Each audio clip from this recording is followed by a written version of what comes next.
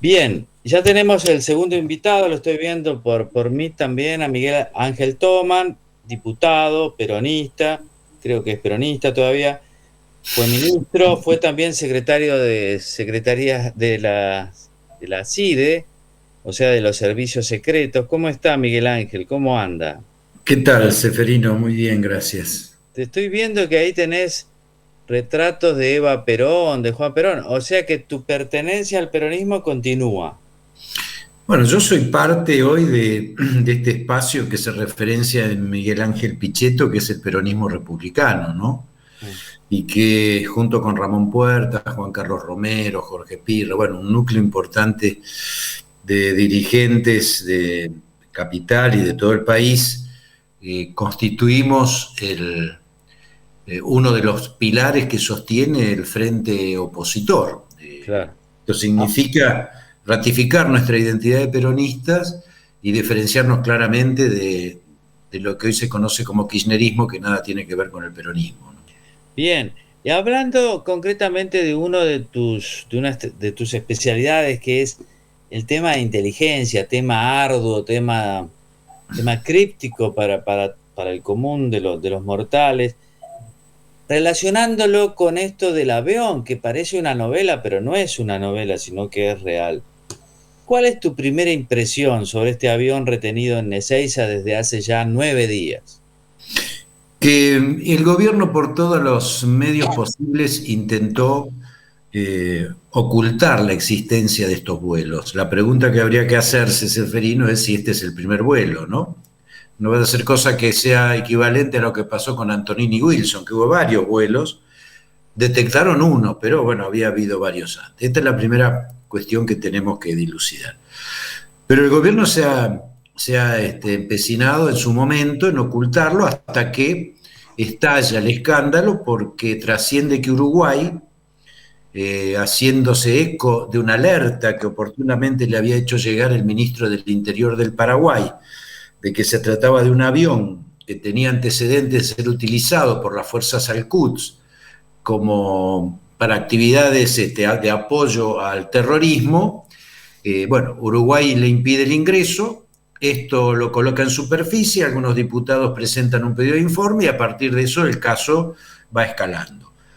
Frente al dato de no poder seguir ocultando esto, el gobierno intenta minimizarlo. Mm. En primer lugar, no toma ninguna medida más significativa que simplemente cuestiones administrativas, ¿no? Aduana, migraciones, etcétera. Y recién esto implica una denuncia judicial cuando una organización civil, la DAIA, hace la pertinente denuncia y a partir de ahí se empieza a investigar. La sucesión de hechos posteriores indica claramente que el gobierno no sabe qué hacer ni qué decir con esta papa caliente que se le puso en evidencia. El ministro Fernández dice que recibió la alerta de Paraguay después que había aterrizado el avión. No es cierto, no es cierto. El propio ministro del Interior del Paraguay dijo que hacía 20 días que lo había. Lo mismo ocurrió con la AFI. En la AFI no solamente tuvieron el alerta del Ministerio del Interior, también los servicios colaterales de Israel le informaron de esto. O Claro. sea, no pueden Ah, hacerse los tontos. también Israel informó.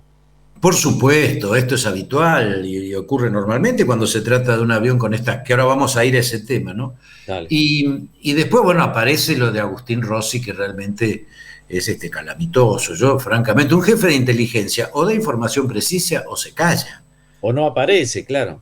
Por eso se calla de esa, no emite juicio, no puede explicar algo que es de una gravedad significativa con una conjetura. La Mm. verdad que es imposible imaginarse una escuelita de vuelo, un aeroclub volante, donde 5 iraníes le enseñan a 14 venezolanos a volar. Esto es tan absurdo, Seferino, que indica que no sabe el gobierno de qué manera justificar lo injustificable. Claro, sería un aeroclub, pero no solo por Venezuela, sino Por el mundo. por el mundo. Sería bueno, Especialmente ¿no? por América Latina. Es muy cómico, ¿no? Una hora de vuelo de 737 cuesta $130.000. Ahora, y Es una, eso es un buen dato, $130.000. ¿Se justifica para traer autopartes? No, bajo ningún punto de vista se justifica, y lo llamativo en este caso es que no cualquiera, el mismo comandante de la aeronave estaba vinculado a las fuerzas Al-Quds. Mm. Lo que pasa es que hay una alerta hoy, del que no se habla, de Israel, sobre el riesgo de nuevos atentados de Irán. Eh, y esto es grave. No tienen la característica que tuvieron los atentados anteriores en la Argentina, como el atentado a la embajada o a la AMIA, sino que se van a centrar en atacar personas significativas de origen israelí o judíos de religión, en diversas partes del mundo. En la última semana en Turquía hubo 2 intentos de este tipo de acciones y fueron neutralizadas, pero no se descarta que se vuelvan a producir en el resto del mundo. Es decir, que ataquen personalidades judías, que implique un alto impacto internacional equivalente a un atentado terrorista. Ahora, ese alerta, ¿es Uh-huh. público? Eso, bueno, si uno analiza las noticias de lo que está ocurriendo en Turquía, por ejemplo, sí, además Israel lo ha dicho expresamente, las autoridades israelíes. De manera que no puede no relacionarse la presencia de este avión con miembros de Al-Quds como tripulantes, más venezolanos, que habría que investigar si alguno de ellos no es coronel del SEBIN.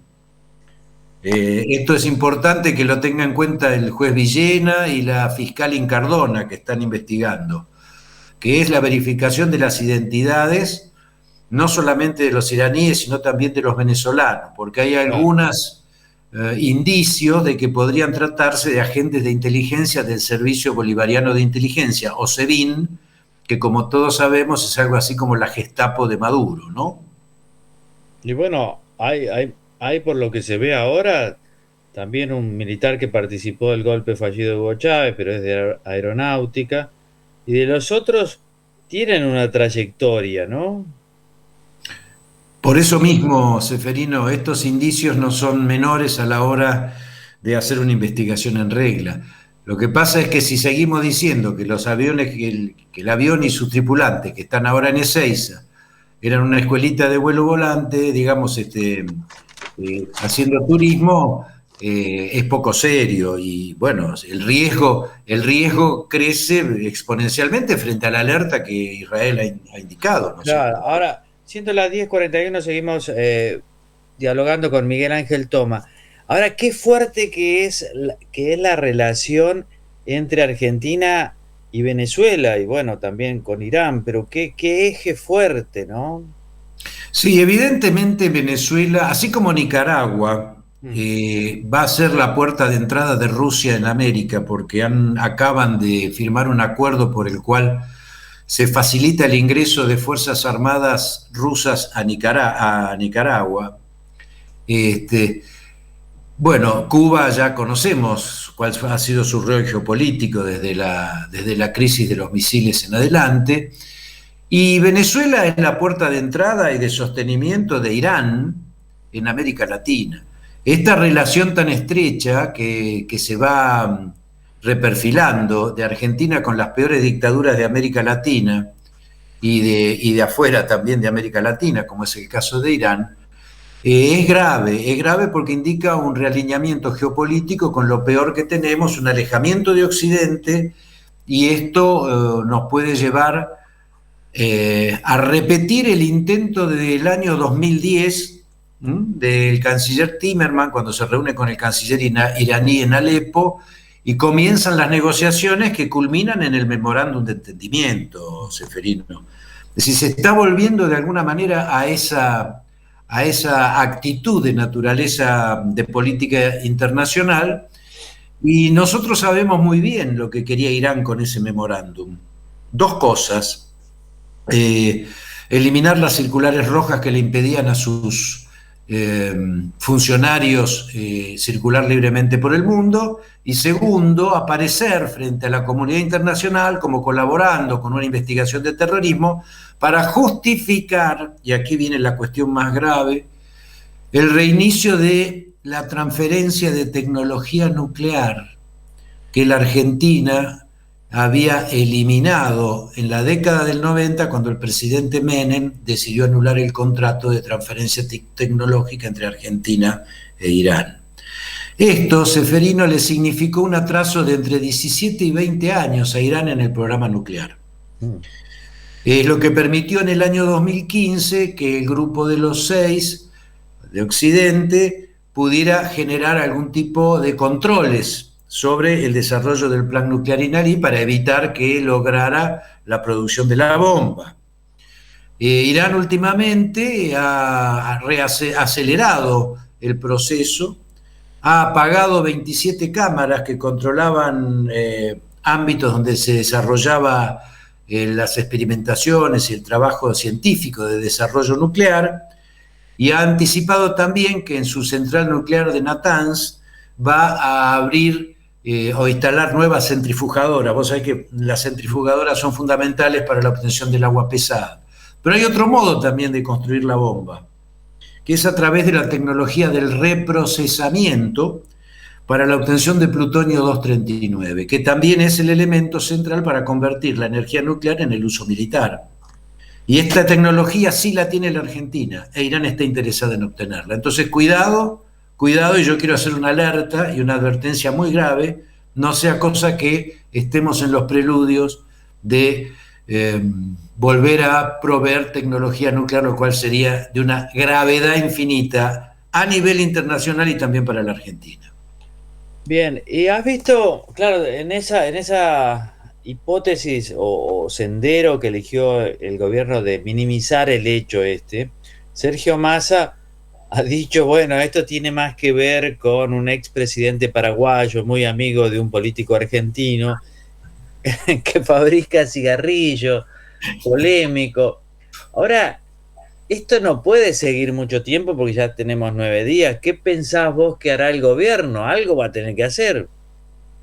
Yo creo que el gobierno va a querer correrse y dejar esto en manos de la justicia, ¿no? De alguna manera hoy Mansur ya lo anticipó, dijo, bueno, el gobierno va a esperar que la justicia determine que si se cometió o no algún tipo de ilícito.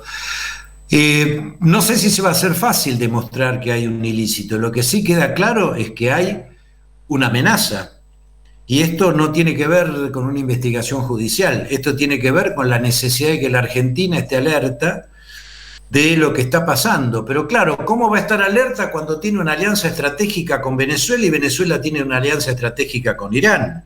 Claro. Entonces, lo que esto incrementa es el riesgo y la amenaza de eventuales atentados en la Argentina, que insisto, no van a tener las características del atentado a la embajada o a la AMIA.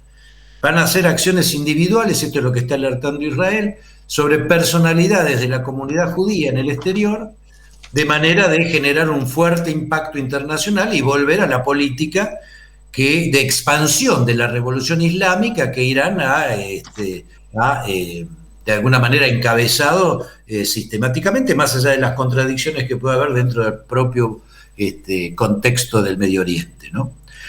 Por otro lado, sí, te agrego, este avión, tenemos los planes de vuelos y las rutas, se utilizó durante mucho tiempo para abastecer de armamento desde Teherán a Siria, al dictador Bashar al-Assad.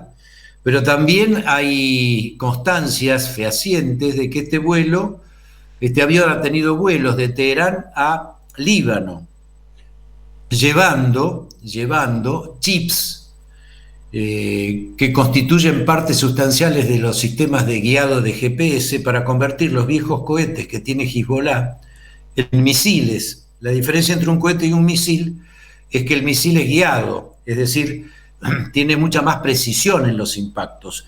Esos cohetes que quieren convertirse y que de hecho se han convertido en misiles son los que con los que Hezbollah ataca a Israel. Entonces, queda claro que acá estamos metiendo a la Argentina con esta alianza en un conflicto de consecuencias imprevisibles, pero sin duda de gran gravedad. Sí, o por lo menos que nosotros ahí no tenemos nada que manejar, por lo tanto, vamos a ser peones.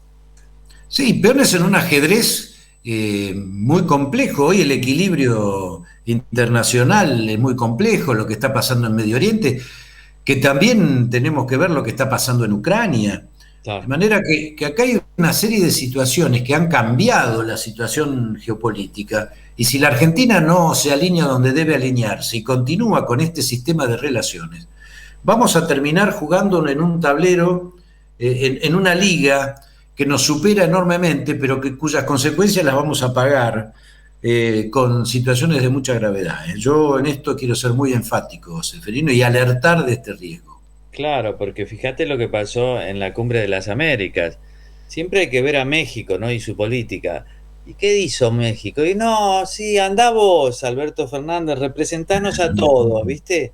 Y Sí. después hizo su acuerdo inmigratorio, logró sus ventajas y demás, pero nosotros ahí hicimos la política que no, que la verdad que a nosotros no nos da nada todo eso. En cambio, México hizo lo que tenía que hacer. Nosotros ladramos y ellos arreglaban los temas que a ellos les importaban.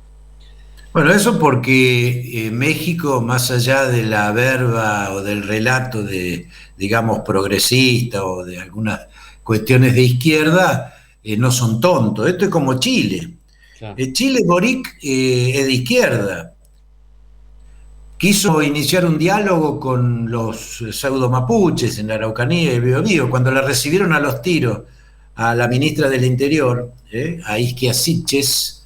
¿Qué hizo Boric? Lo mismo que había hecho Piñera, volvió a militarizar la zona. Claro. Son de izquierda, pero no son idiotas. Acá, lamentablemente, la juegan de izquierda y terminan jugando, le hacen el caldo gordo a los que sí tienen claro cuáles son los intereses nacionales. El ejemplo de México que pusiste es perfecto. Ahora, Miguel Ángel Toma, para despedirte, viste que la semana pasada la Cámara Federal dio un fallo inesperado que es sobre los 70, ordenarle a la jueza Servini Sí.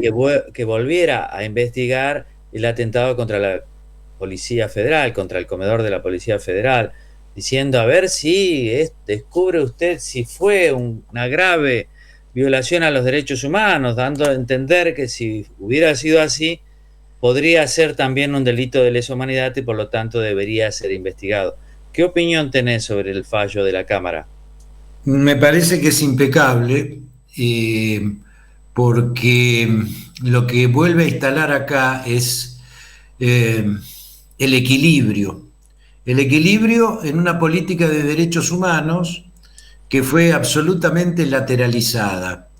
Los derechos humanos acá parece que eran simplemente propiedad, no solo de algunas organizaciones, sino de algunos sectores, mientras que otros sectores de la sociedad argentina no eran pasibles de tener derechos humanos, ¿no? Mm. La reinstalación de este tema me parece sumamente importante. Yo lo único que lamento de todo esto, Seferino, es que se haya pasado tanto tiempo en una política tan sesgada en este sentido. Ojalá la decisión de la Cámara Federal y la posterior investigación que tiene que hacer la jueza Servini de Cubría nos lleve efectivamente a determinar las responsabilidades de los que pusieron esa bomba. Ahí no solamente, bueno, vos lo sabés muy bien, está extraordinariamente bien planteado en tu libro, ahí no solamente había policías, que además no eran militares, son civiles, pero había mucha gente que iba a comer a ese lugar porque eran trabajadores de la zona. Es decir, fue un atentado no solo a policías, sino que fue un atentado también a civiles, civiles desarmados. Entonces, esto es también y constituye un delito. No puede no ser simplemente por una cuestión de política circunstancial, este, dejado de lado y no ser investigado como deben ser investigados también los otros delitos que se cometieron del otro lado. Esto es lo Claro. que hace la justicia, el equilibrio. Ahora, ¿fue un atentado terrorista para vos? Sin duda, sin duda. A ver, no podemos seguir justificando las acciones violentas porque tienen un matiz ideológico determinado. Si hay violencia, si se utiliza la violencia para generar miedo, para generar terror, esto produce efectos que vulneran la dignidad de la persona, que terminan cometiéndose crímenes atroces y aberrantes que afectan incluso a las familias. Porque del otro lado también, es decir, mueren en atentados que no, digamos, que eran perpetrados contra personal militar, pero que terminan afectando a la familia o a personas que pasaban por ese lugar. De manera que la violencia utilizada como mecanismo sistemático y como parte de una organización con objetivos que tiene esa organización y que buscan la toma del poder, bueno, son actos terroristas. Muy bien, Miguel Ángel. Miguel Ángel Toma, muchas gracias por haber charlado con nosotros. Gracias, Seferino, un abrazo. Un abrazo.